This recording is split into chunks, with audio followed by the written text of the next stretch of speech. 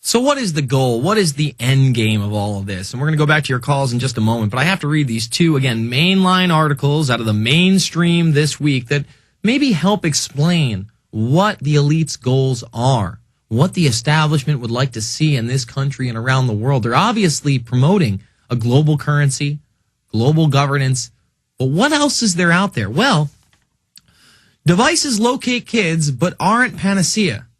Gadgets can help, but they do have limitations, experts caution.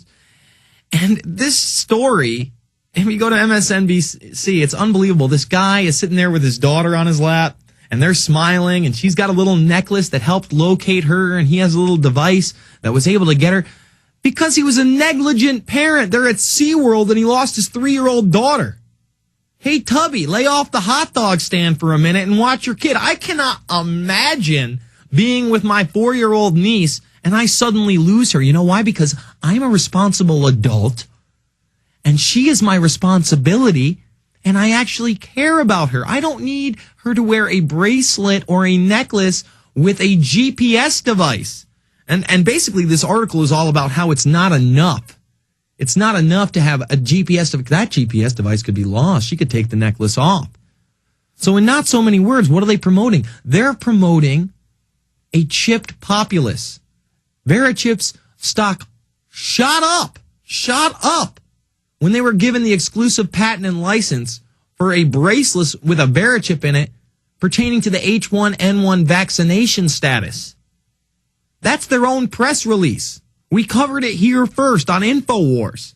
So that's part of it. Yeah, they want a slave-driven cashless society control grid where you have a chip in your arm or head and you're track, traced, and databased everywhere you go, just not, because right now, I got news for you. You're listening to this program, you're being track, traced, and databased in everything you do on the internet and everything you do on that cell phone. Believe the hype. Go check out Hepting versus AT&T. Go check out the lawsuits they tried to bring against that telecommunication company and many others for having secret rooms in which they siphoned off all information into a hard drive under the guise of national security. And it was thrown out of court because of national security. And then in June of this year, under the appellate court, it was thrown out again for national security. This isn't Jason Bermas telling you this. Keith Olbermann covered it. This is mainline stuff. PBS did a small story about it. You'll see it in Invisible Empire. I promise you that. So what else do these elites believe? Well, they really do believe that they're going to be able to live forever. And technology has really gotten better. Right here, scientists find path to fountain of youth. The fountain of youth may exist after all, as a study showed that scientists have discovered a means to extend the lifespan of mice and primates. The key to eternal, or at least prolonged youth, lies in genetic manipulation that mimics the health benefits of reducing calorie intake, suggesting that aging and age-related diseases can be treated. And they've been able to de-age mice and other small animals publicly. That's part of the public record. That's not what they're doing on a black site underground. God knows how far technologically these people really are with nanotech and other devices. Let's talk a little bit of reality. Okay? Until about 5 months ago, the public was led to believe that stealth technology was developed by the United States through Skunk Works in the 70s. Not true. The Nazis had a stealth aircraft. There's a huge History Channel piece on it. Think of it. It actually might have been on National Geographic. I'm not quite sure. But just type in Nazi stealth aircraft. And they were able, dozens, if not hundreds of people must have been working on this thing. But through compartmentalization, it never got out. It took 70 plus years for the public to find out that the Nazis had a stealth aircraft. That's the reality. Our technology is 20 or 30 years suppressed to what it really is and possibly beyond. I can't tell you because I'm not part of the black sites. I don't know what they're working on. I know they have chimeras. That's an open secret to the public. Jason, what's a chimera? That's a big word.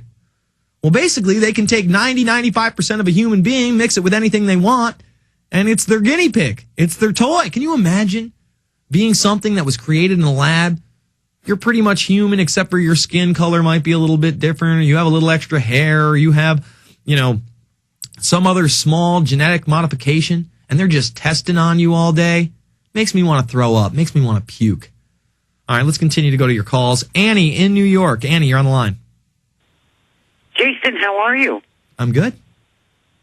I wanted to thank you very much for your interview with Peter Dale Scott and the discussion about the state of emergency that's been renewed every September since 2001 without congressional review, and that, that's mandated in the Act. And I think the shadow government thinks that since the Constitution has been rescinded, that gives them cover for their treasonous acts, but I don't think that's going to fly. Well, for people that don't know, hold on, let me just stop you, Annie, because a lot of people don't think that the shadow government exists. They think it's something out of the X-Files. It's called the Continuity of Government Program. It's been around since we dropped the bomb, and it had limited powers at first. But then through the 80s, and it became revealed during Iran-Contra, they amped up the powers. And who did they amp up the powers with? People like Dick Cheney, people like George H.W. Bush while he was the vice president, who out of nowhere became the head of the CIA back in the 70s, and then all of a sudden he's the vice president under Reagan, who he ran against, and Reagan didn't like for 8 years, and then he becomes the president for 4 more. And during this time, they just kept expanding their national security powers and adding on to the Continuity of Government Program. And what we're talking about here is them admittedly putting the Continuity of Government Program into play on 9/11. But they also had a drill that morning called Global Guardian, where the command centers for this government, the Doomsday planes or E-4Bs, had already been launched. They were in the air. And then magically, Annie, they're on the sites of the terror attacks. They're filmed in Washington, D.C. right after the Pentagon gets struck. There's another white plane that sure looks like an E-4B to me in New York. I mean, it's complete insanity. Continue. Well, yeah, I know exactly what you're talking about. I used to work for FEMA, and we, it's called COG, Continuity of Government, and things that we thought would be a continuation of response and recovery that we worked on them were actually a scheme for, a terminus, an endpoint. But what I'm really calling about, is MedImmune, the manufacturer of FluMist. That's that new intranasal vaccine. They've been given front door access to Walmart, and they've teamed up with Walmart, and they're going to be giving the FluMist in the store, which will make all the shoppers, potentially vulnerable to direct and indirect exposure, since FluMist has live attenuated virus.